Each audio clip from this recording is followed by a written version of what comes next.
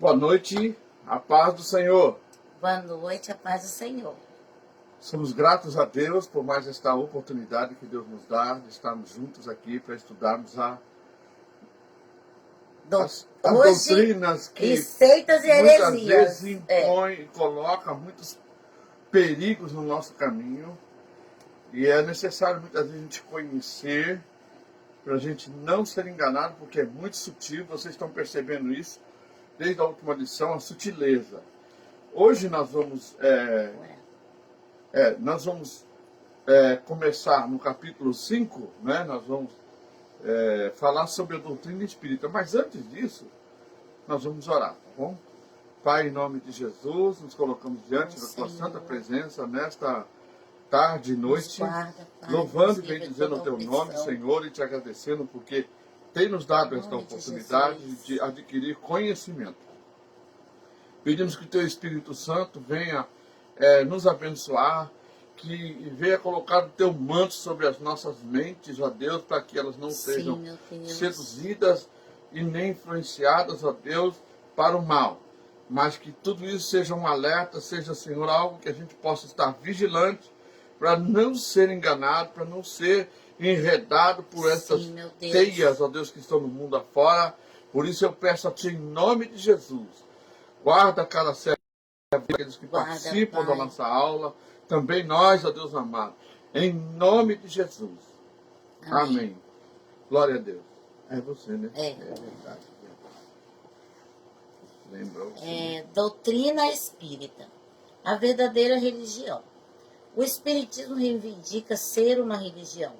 Afirma ser a verdadeira religião, superior a todas as outras, ainda que alguns de seus adeptos aleguem que o espiritismo seja apenas filosofia ou ciência. Vejamos algumas declarações do codificador do espiritismo, Allan Kardec. O espiritismo foi chamado a desempenhar um papel imenso na Terra. Reformará a legislação tantas vezes contrárias às leis divinas. Retificará os erros da história. Aqui a gente, só nessas declarações, a gente já vê arrogância humana, né? Arrogância humana aqui. Sentimos a sua falta, viu, Márcia? Mas parabéns pelo seu aniversário. Nós sabemos lá, mas parabéns pelo seu aniversário, tá bom? Então, a gente está falando das seitas e heresias. E vamos falar hoje da doutrina espírita, o que é, né? Restaurará a religião do Cristo, olha bem, que nas mãos dos clérigos se transformou em comércio e tráfico vil. Instituirá a verdadeira religião, a religião natural, a que parte do coração e vai direto a Deus, sem se deter às abas de uma sotaina ou nos degraus de um altar. E ainda foi informado que aproxima-se a hora em que terás que declarar abertamente o que é espiritismo e mostrar a todos onde está a verdadeira doutrina ensinada pelo Cristo. Isso é o que eles dizem, né? A hora em que a face do céu e da terra deverás proclamar o espiritismo como única tradição realmente cristã, a única instituição verdadeiramente divina e humana. Isso é o livro deles que fala. Em outro de seus livros escreveu que aproxima-se a hora em que deverás apresentar o espiritismo tal como é, demonstrando abertamente onde se encontra a verdadeira doutrina ensinada pelo Cristo. Aproxima-se a hora em que, diante dos céus e da terra, terás de proclamar o espiritismo como única tradição verdadeiramente cristã, única instituição de caracteres autenticamente espirituais e humanos. O espiritismo alega ser a verdadeira religião do Cristo, tal como foi revelada a Allan Kardec pelos espíritos. A Bíblia fala que é um só Espírito e um só Deus, né? E Pai de todos. Então não existe espíritos, né? Eles falam de espíritos, né? Porque o ser humano morre, está morto. O cristianismo, em seus fundamentos históricos e doutrinários, baseados na Bíblia. Qualquer movimento religioso que alegue ser cristão deve ter seus ensinos confrontados com a palavra de Deus para se verificar a veracidade dos mesmos e se de fato podem ser chamados cristãos, né? O Espiritismo e a Bíblia. É doutrina da Igreja que os livros da Sagrada Escritura, tanto no Antigo quanto no Novo Testamento, foram escritos sob a inspiração do Espírito Santo e, Primeiro portanto, ponto, né? tem o Senhor Deus por autor. Então, não foi espíritos, né? Foi o Espírito Santo. É uma das verdades fundamentais do cristianismo. Em todos os séculos, apesar de outras divergências entre os cristãos, todos sempre concordam neste ponto básico. Já as igrejas, elas se confirmam. O que o Espírito diz em uma, diz na outra. Então, não existe a igreja só, uma, né? Existem vários evangélicos, né? Vários cristãos, e a doutrina se confirma. Ou seja, com a Bíblia. São várias instituições, mas uma só igreja. Então, quando a gente vê uma igreja falando, não, eu sou a única, você já tem que pular para trás, porque não é a verdade, né? É porque assim, gente, há divergências entre os cristãos, mas não tem a ver com a salvação, né? Que nem a questão do pós-milenista, pré-milenista, né? Essas coisas tudo, né? Meso, né? Tribulacionista, assim vai. Isso aí não tem a ver com a salvação, né? O ponto nosso é um só. A gente crê na salvação em Cristo Jesus. Nós temos um único credo. Agora, há uma divergência ali, outra aqui, né? Que não chega a ter a ver com a salvação em Cristo, né? É só questão de pensamento humano, com costume, com o melhor jeito, né? Com gosto, né? Tem gente que gosta de igreja de um jeito, outro gosta de outro. Assim vai. Verdade é que os espíritas citam também alguns textos da Bíblia, mas apenas como tática de propaganda entre os cristãos.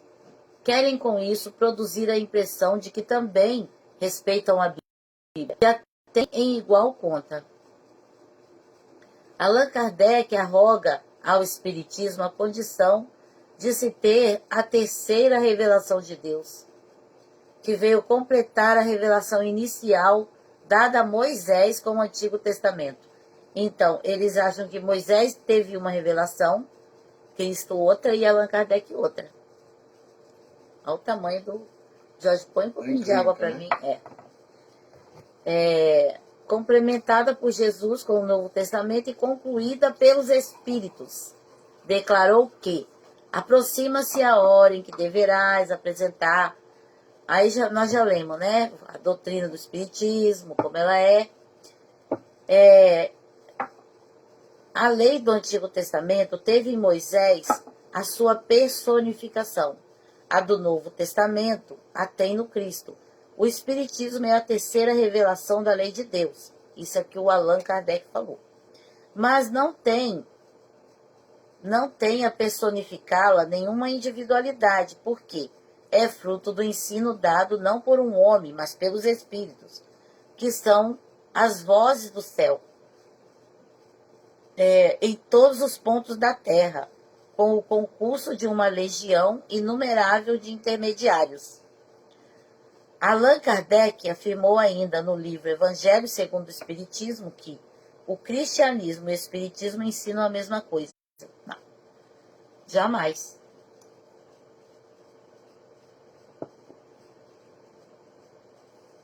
Se o espiritismo ensina as mesmas doutrinas que o cristianismo, é de se esperar que os seus ensinamentos concordem com as palavras de Jesus e dos apóstolos. Assim sendo, resta-nos averiguarmos os fatos.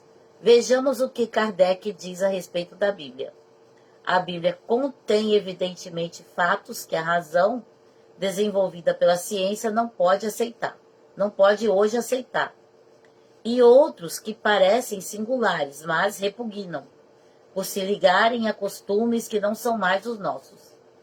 A ciência, levando as suas investigações, desde as entranhas da terra até as profundezas do céu, demonstrou inquestionavelmente os erros da gênese mosaica, tomada ao pé da letra, e a impossibilidade material de que as coisas passassem conforme o modo pelo qual estão aí textualmente narradas, dando por essa forma profundo golpe nas crenças seculares. Essa colocação deles, que eles falam que não é mais do nosso tempo, né? Que a Bíblia faz a narrativa de costumes de outras eras.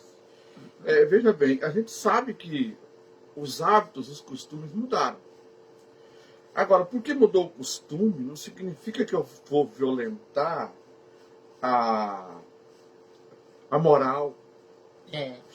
Eu não vou violentar os maus costumes. O que está querendo se fazer nos dias de hoje é fazer com que tudo aquilo que era amoral, né, tudo aquilo que era considerado imoral, hoje seja considerado algo que faz parte do mundo e do mundo moderno que nós estamos vivendo.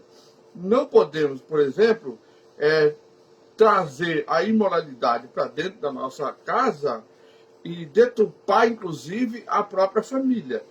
A Bíblia, ela mostra que houve tempos, houve costumes, mas o padrão de vida, o padrão de posicionamento cristão, de santidade, de santificação, de santidade, não mudou e nunca vai mudar. Porque, olha, amor, o caráter de Deus não mudou. Deus é imutável. Não importa os séculos. E o ser humano também não mudou, não. Ele continua sendo mal. Ele nasce mal por causa do pecado de Adão. Aqui eles mostram que eles não creem na Bíblia. Não creem. Com certeza. Outro líder espírita, Leon Denis, já é mais explícito. Declarou simplesmente que não poderia a Bíblia ser considerada a palavra de Deus, nem uma revelação sobrenatural. O que se deve nela ver é uma compilação de narrativas históricas lendárias, de ensinamentos sublimes, de par com pormenores às vezes triviais. Nossa, gente, a gente estudando vê o como, né, tudo se cumpriu direitinho, né? Como Isaías falou de Jesus, né, de coisas que aconteceram quando Jesus nasceu. Tudo se cumpriu, tudo tem se cumprido, tudo, né? É incrível. Até as 70 semanas, né? A gente vê direitinho a data ali, como tudo se cumpriu.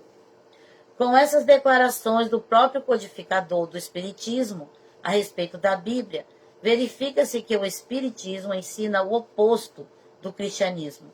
A própria Bíblia esclarece que não é simplesmente uma literatura inspiradora, como os livros de Shakespeare, Milton, Homero, ou um registro falível das palavras de Deus, mas sim a infalível palavra de Deus, segundo Timóteo 3,16 e segundo Pedro 1,21.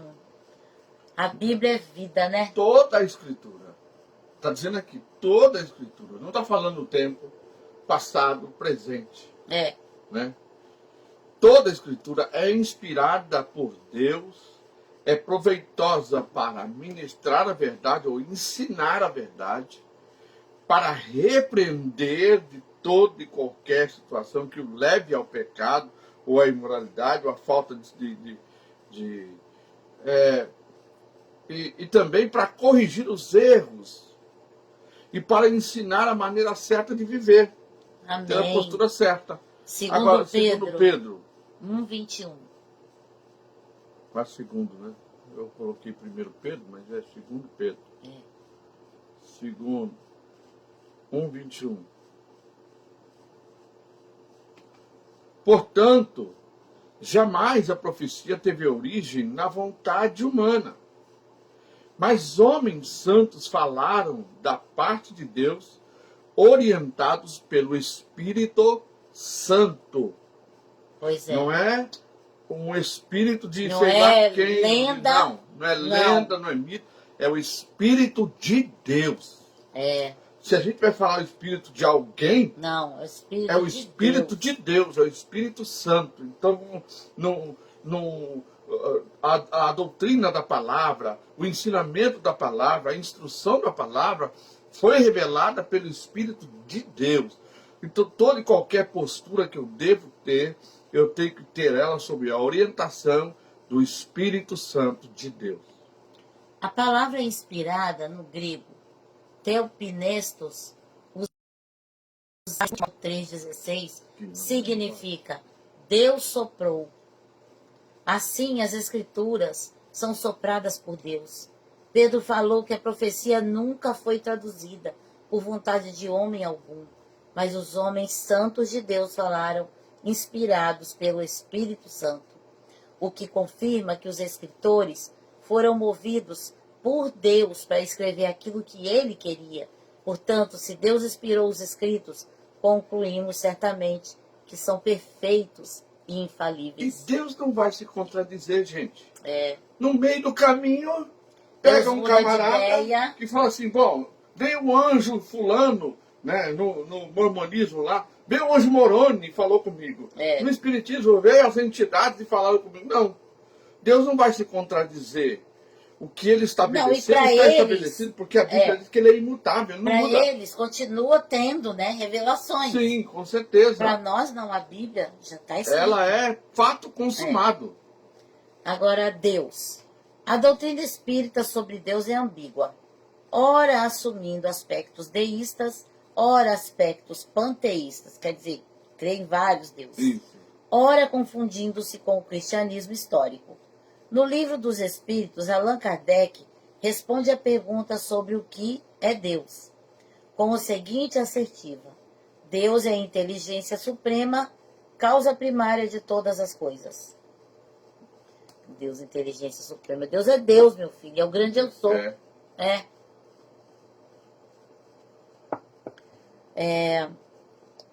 No Livro dos Espíritos, Allan Kardec responde a pergunta... já li.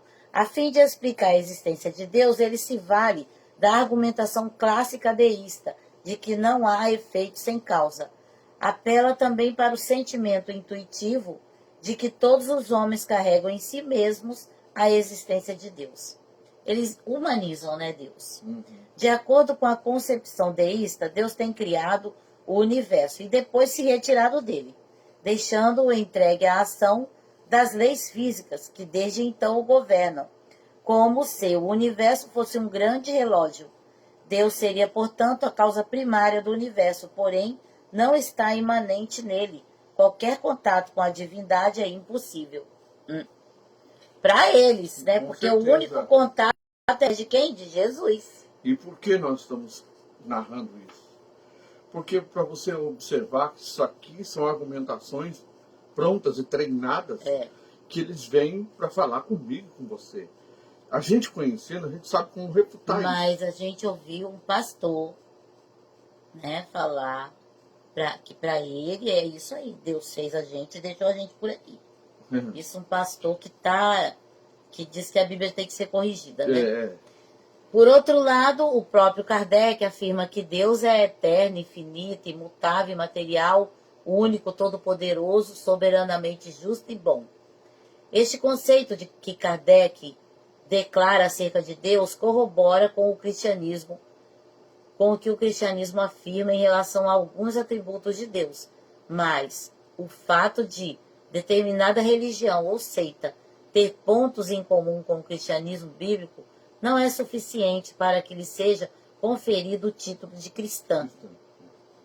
A cristologia no espiritismo. Porque quando fala cristão ou cristã, a pessoa confia, né? Seguidores de Cristo. De Cristo. É. Ou seja, se somos seguidores de Cristo, seguimos o Evangelho de Cristo, seguimos a orientação de Cristo, seguimos a palavra de Deus. Né? A cristologia no espiritismo. Allan Kardec deixou um estudo sobre a natureza de Cristo no livro Obras Póstumas, que nos ajudará a entender o seu pensamento sobre Jesus. Ele é tão bom que deixou um livro Obras Póstumas. Quer dizer, Jesus já morreu. Quer dizer, Não, não, Allan a obra Kardec. dele. A obra dele. Cristo está esse foi. ressuscitado, está vivo, está entre nós, ele ressuscitou, está vivo para todo sempre. Mas esse escreveu, ele era tão cheio, tão cheio, tão cheio, que escreveu obras póstumas. Morreu e já foi prestar conta. Isso, com certeza. Ao interpretar o texto escrito pelo apóstolo João, no princípio era o Verbo estava com Deus e o Verbo era Deus, ele diz que, antes de qualquer coisa, é preciso notar que as palavras citadas acima de São João e não de Jesus. As palavras citadas acima são de João e não de Jesus. Admitindo-se que não tenham sido alteradas, não exprimem na realidade senão uma opinião pessoal, uma indução que deixa transparecer o misticismo habitual, contrário às reiteradas afirmações do próprio Jesus. Uma pessoa desinformada com relação à Bíblia, vem um espírito e vai falar para ele assim, essa passagem do Evangelho de João está se referindo a João, não a Jesus. É o que ele ensinou aqui para os seus comandados aqui, né? Não, que era a opinião de João. Então. Não, então, mas é o que ele está ensinando, que aquilo é a opinião de João. Ou seja, não estava querendo se referir ao que a palavra diz a respeito de Jesus como verbo. Né? Para os espíritas, Jesus não passa de um modelo ideal de perfeição moral, alguém em que Deus depositou a sabedoria divina e o mestre por excelência no ensinamento da lei de Deus. Por sua bondade e pureza, Jesus teria recebido o Espírito do próprio Deus, não sendo o próprio Deus, como Kardec deixou escrito. Se Jesus, ao morrer, entrega sua alma nas mãos de Deus, é que ele tinha uma alma distinta da de Deus, subordinada a Deus, e, portanto, ele não era Deus. Mário Cavalcante de Melo escreveu o seguinte: em face de tantas provas, Jesus Cristo, a quem os espíritas veneram, não é Deus, não é a segunda pessoa da Santíssima Trindade. Ao contrário do Espiritismo, todos os cristãos professam que Jesus Cristo é verdadeiramente Deus. Jesus deu a vida dele e depois ele retomou ela. Ele tem esse poder de dar e de pegar de volta. E o que eles querem falar a respeito de Jesus? Eles falam que ele teve um princípio moral, era perfeito na moralidade. Eles querem fazer de Jesus um grande homem da história. Da história, assim como eles. Eu vou morrer, eu vou ser o fulano de tal, porque ele diz que esse nome Allan Kardec aqui já é um nome herdado por outra encarnação. Espírito, né? Então, ele vai dizer, eu vou morrer, mas eu vou ficar como um homem famoso, que conheceu, né, que foi bom e tudo. E Jesus é a mesma coisa. Eles querem afirmar isto. Mas Jesus é Deus. Jesus é Deus, ou glória. É. Ao contrário do Espiritismo, todos os cristãos professam que Jesus Cristo é verdadeiramente Deus e verdadeiramente homem. A divindade de Jesus é fundamental para a fé cristã. Jesus afirmou repetidas vezes a sua natureza divina, tendo sido confirmada pelos apóstolos e demais evangelistas do Novo Testamento. Várias vezes lemos em seu evangelho que os judeus estavam dispostos a matar Jesus, conforme os textos de João 5,18, 10... Lemos? João 5,18. Depois 10, 30 a 33. E principalmente João 8,58, comparado com Êxodo 3,14. Por isso, os judeus ainda mais procuravam matá-lo, por não somente não somente violava o sábado, mas também dizia que Deus era seu pai, fazendo a si próprio igual a Deus. Outro? 10, João 10. 10. 30 a 33. Eu e o Pai somos um. E por isso, mais uma vez, os judeus pegaram pedras para apedrejá-lo. Mas Jesus os interpelou. Eu tenho vos revelado muitas obras boas da parte do Pai, do meu Pai. Por qual lapidar-me?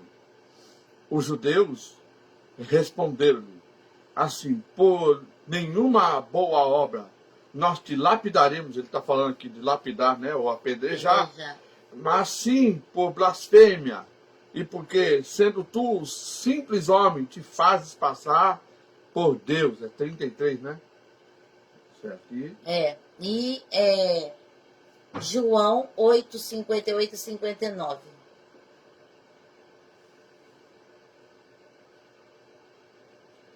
Oito, 58 e 59.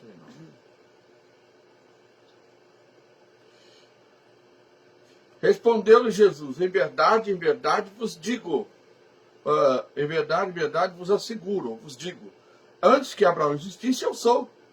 Então pegaram pedras para apedrejá-lo. Mas Jesus esquivou-se, passando por entre eles. Quer dizer, Jesus não fugiu, passou no meio deles. E ninguém fez nada. Jorge, lê também, comparar com Êxodo 3,14.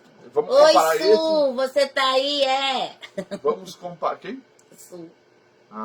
Vamos comparar com Êxodo 6,14. 3,14. Vamos comparar ele. Êxodo 3,14.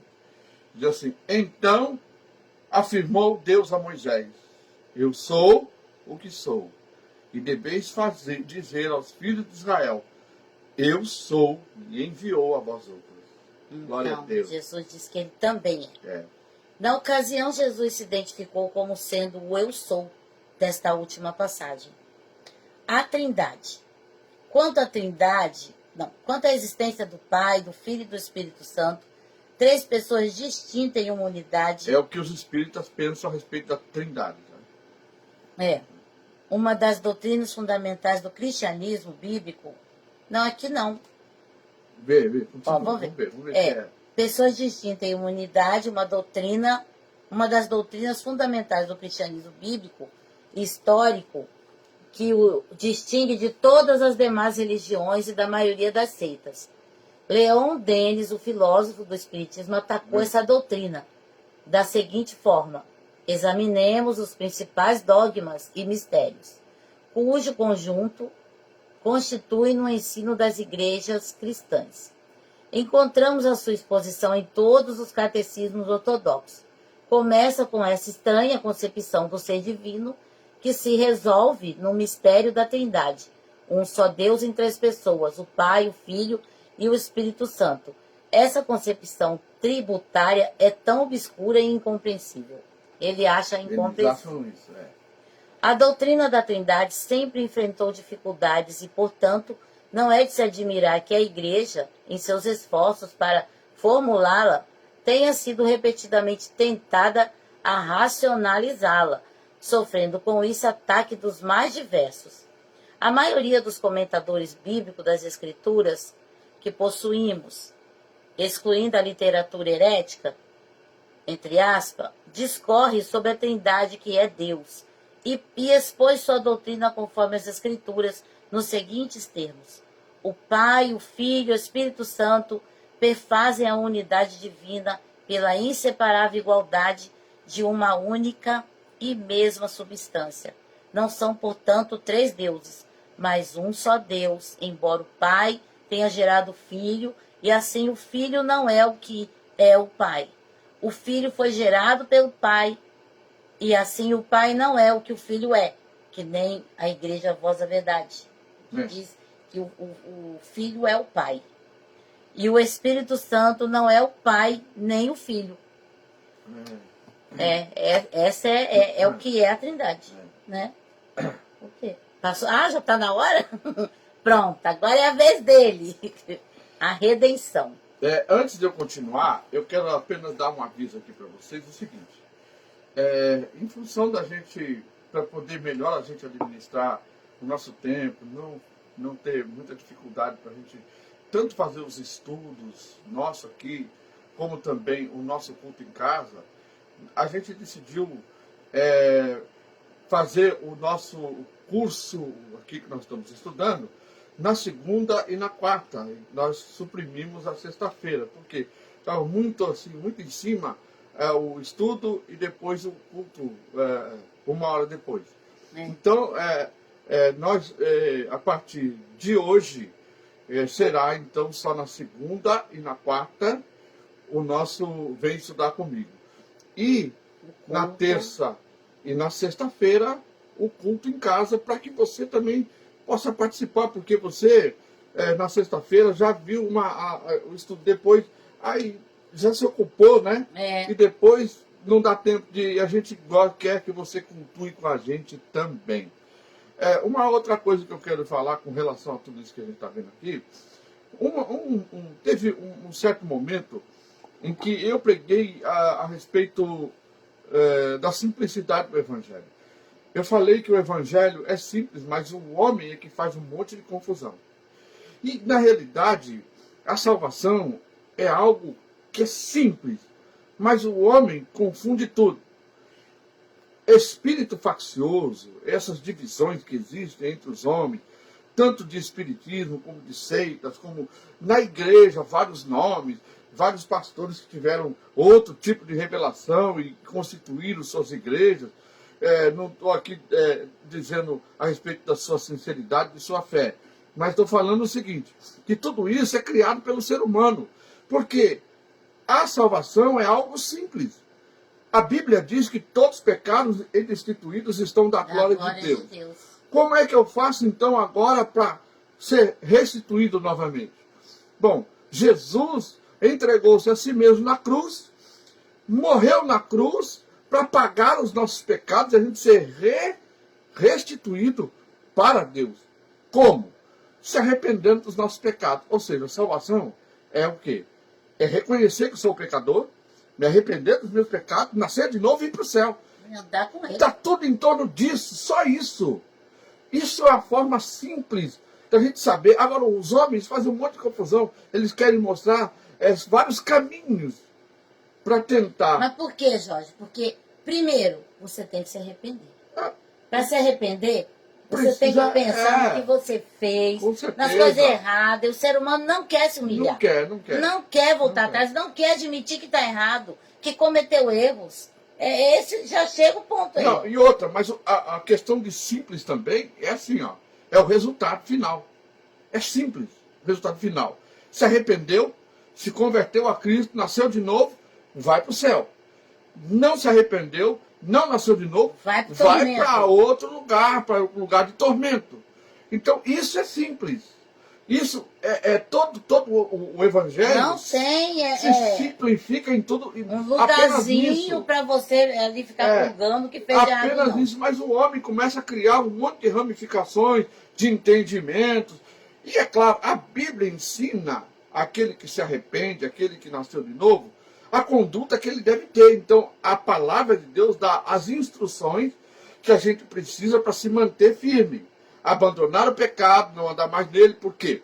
Porque somos salvos, libertos da natureza do pecado, mas porém, em nós ainda tem a natureza carnal. Que é quando, lá no livro de Gálatas, capítulo 5, versículo 20, diz que as obras da carne são impureza, lascívia, ciúme e tal. E diz lá, sentimento faccioso. Esse tipo de coisa de divisão é coisa da carne. Então ela está sempre presente porque cada um acha que sabe mais que o outro a respeito de Deus. Sendo que o Evangelho é simples. Jesus deu a sua vida na cruz. Você o reconhece como Salvador. Está lá em João capítulo 1, versículo 12 ou 13, diz assim: mas a todos quantos o receberam, deu-lhes o poder de serem feitos filhos de Deus, aleluia, a saber, aos que creem no seu nome. Só isso. Mas a gente arruma um monte de coisa para tentar fazer a nossa igreja, o nosso evangelho mais bonito. Tá bom? Eu queria estar com isso aqui dentro de mim, aqui, mas tinha que falar, porque pode isso pregar, aqui, ó. Pode pregar. Porque isso aqui, gente, essas divisões, seitas, heresias, e as divisões na igreja evangélica, que tem bastante, que ela citou aqui a Voz da Verdade, tem... Né, não, mas a Voz da Verdade é seita. Então, mas eles dizem evangélicos e tal. Ou seja, todas essas coisas são coisas humanas. Esse sentimento é humano de facção. Eu criei uma doutrina melhor, eu criei uma igreja melhor, uma igreja que realmente conduz a gente ao céu. Sabe o que nos conduz ao céu? É Jesus. que a gente se arrepender do nosso pecado. Igreja, ela se constitui em pessoas, não instituição. Instituição não é igreja. Igreja somos nós. Esta é a igreja que Jesus veio salvar e ele vai se encontrar com ela nos ares. É esta igreja, Amém. a noiva. Nós somos a noiva de Cristo. Se a gente, é claro, a gente faz parte de uma instituição, sim. Temos comunhão numa instituição, sim. Hoje eu e ela, não, mas nós já tivemos. Mas se você tem, mas continua. Nós, é assim, gente, nós não temos uma instituição. Nem estimulamos a ninguém a fazer isso. Mas nós nos reunimos como igreja. Sim, com certeza. Não falta a gente tem o culto isso, em casa, que é uma reunião como igreja. Como igreja. Né? Então, isso para que a gente possa estar junto, em comunhão, mesmo que seja, igual a gente está vendo a Sueli aí, a Márcia, um pouco distante, né? É a igreja da gente, do Senhor, mas nós estamos juntos. Conosco. Estamos falando com vocês estão nos ouvindo, e a gente está junto, estudando a palavra de Deus. Amém? Glória a Deus. É assim mesmo, né? Agora vamos falar sobre o que a redenção. Diz a redenção. E vai também falar aqui da opinião, né? O entendimento que ele quer passar para as pessoas e que na realidade não é. Ao escrever aos Efésios, o apóstolo Paulo explicava que é pelo sangue de Jesus, olha aí, simples, que temos a redenção. Aleluia. A remissão dos pecados, segundo a riqueza de sua graça que ele derramou profundamente sobre nós. Aleluia. Glória a Deus. Louvado seja mas Deus. É tão bom, amor. A gente pensa no que essas seitas arrumam, gente. É tão triste. É tão triste porque é uma vida sem Cristo. O que nós somos sem Ele, gente? Nada sem Ele. Ele disse assim, sem mim nada podeis fazer. Nada. Nossa redenção pela paixão, morte, ressurreição de Jesus. Aleluia. É outra verdade fundamental da fé cristã. Nisso consiste a boa nova, ou o evangelho. Gente, eu nem tinha lido isso aqui para falar sobre essa confusão que os homens fazem. Você vê. Mas o Espírito de Deus é o mesmo, ele está presente. Jesus. Bom, segundo Allan Kardec, cada um deve ser seu próprio redentor pelo sistema de reencarnação, gente. Triste isso. Tem misericórdia. A Bíblia diz que o homem está sujeito a morrer uma só vez. Uma só vez. Depois da morte, segue-se o juízo. Daí essa doutrina, né? Toda falta cometida, todo mal realizado, é uma dívida contraída que deverá ser paga. Para nós, Jesus já pagou. Se não for em uma existência, sê-lo-á na seguinte. Ó, deixa eu falar uma coisa para vocês.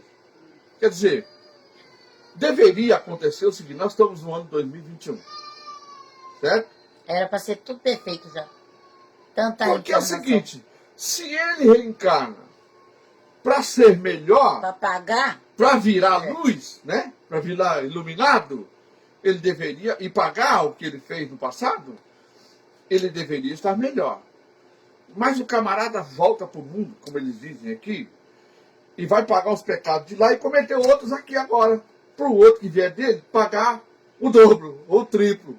Entendeu? Ou seja, se fosse esse princípio, o mundo já estaria todo iluminado. Que lindo, né? A redenção já tinha acontecido. Bom, se não for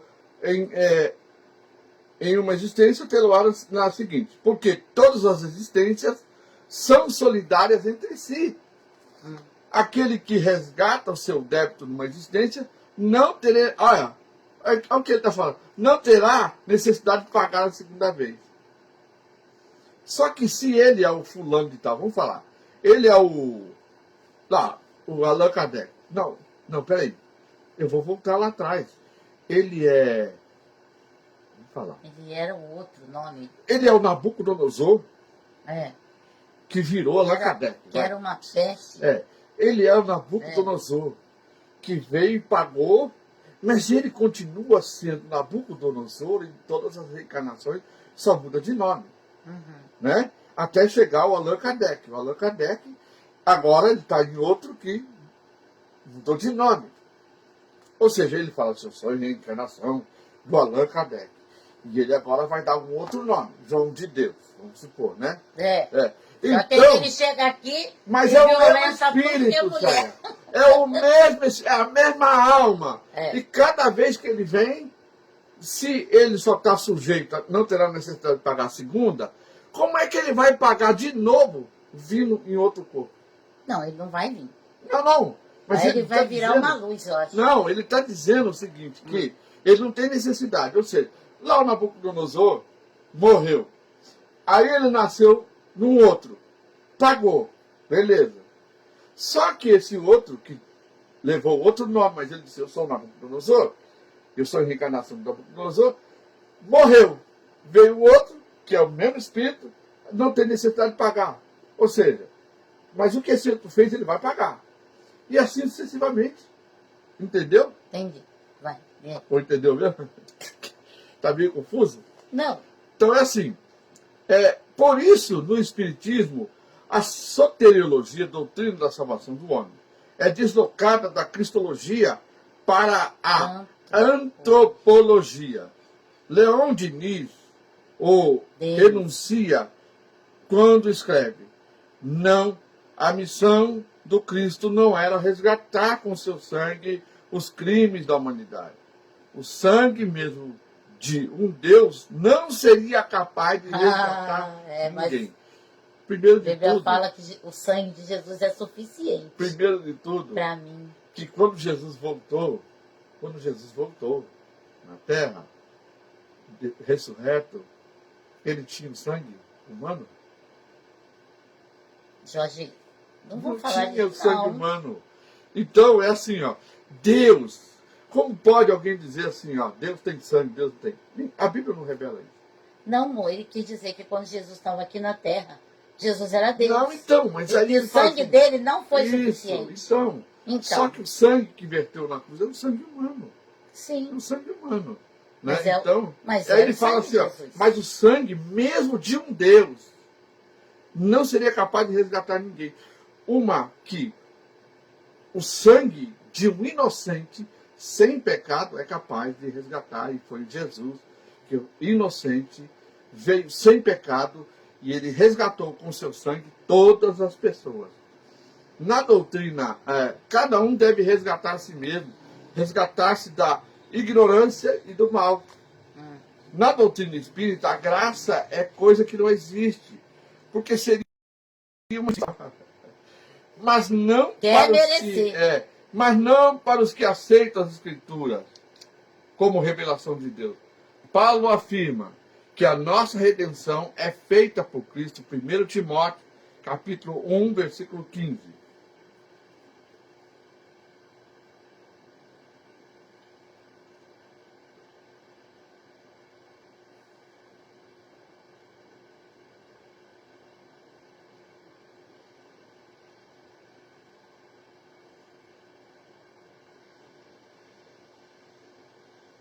Essa declaração é fiel e digna de plena aceitação. Cristo Jesus veio ao mundo para salvar os pecadores, do quais eu sou o pior. E que seu sangue nos purifica de todo pecado. Hebreus capítulo 7, versículo 25.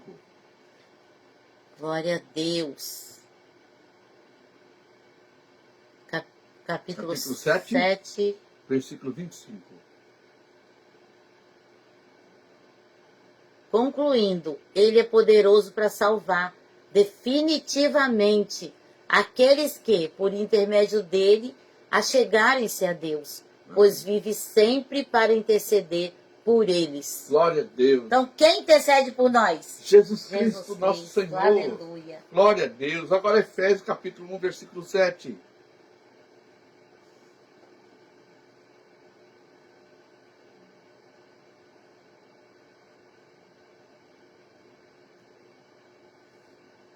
Nele temos a redenção, o perdão dos nossos pecados pelo seu sangue, segundo as riquezas da graça de Deus. Veja como isso é simples, gente. Não existe, não dá para você chegar aqui e confundir. Quer dizer, nele, Jesus, temos a redenção, o perdão dos nossos pecados pelo seu sangue. Isso é, temos o perdão não é por causa do sacrifício, mas porque nos arrependemos. Ele fez o sacrifício para perdoar, mas é necessário que eu e você se arrependa. Reconheça que nasceu em pecado, reconheça que é pecador e se arrependa. E nasça de novo. Eu sempre bato nessa tecla porque Jesus disse muito claro sobre o nascer de novo. Ele disse, necessário te é nascer de novo. Porque quando Nicodemos perguntou para ele, o que eu devo fazer para entrar no céu? Jesus respondeu, Necessário te é nascer, nascer de novo. Nascer da água e do Da Espírito. água do Espírito. Então você precisa nascer de novo. Se não nascer da água do Espírito, não pode ver o reino de Deus. Jesus disse isso. Então é uma coisa simples. Mas a gente, os homens confundem tudo. E por causa disso é que nós estamos estudando. Vou estudar só até aqui, Não, né? eu sei. É por causa disso que nós estamos estudando. Quando nós resolvemos e decidimos estudar, eu e ela, o nosso coração, a intenção do nosso coração, é de que a gente ia estudar algo tão maravilhoso, e que tem muitas pessoas que não têm acesso à teologia, ou até mesmo não têm um tempo, ou para entrar numa faculdade, ou para entrar num seminário e estudar. Então, a gente falou, o que você acha? Vamos fazer isso online, né, ao vivo, e vamos estudar. E quem quiser vai estudar junto com a gente. Então eu vou dizer para você o seguinte, olha, procure incentivar as pessoas. Você também é um dispenseiro da obra do Senhor. Procure incentivar. É uma oportunidade ímpar que Deus está nos dando de poder se inteirar da palavra, se inteirar dos perigos que nos cercam, da sutileza do diabo, das argumentações humanas para nos desviar do foco, para nos desviar do alvo, né? São embaraços que a vida cria para a gente ficar embaraçado e deixar de prosseguir para o alvo. Qual é o nosso alvo? O prêmio da soberana vocação. Amém. A salvação. Então, a gente falou, vamos então compartilhar isso com as pessoas. E vamos, né, procurar ver aqueles que quiserem estudar com a gente.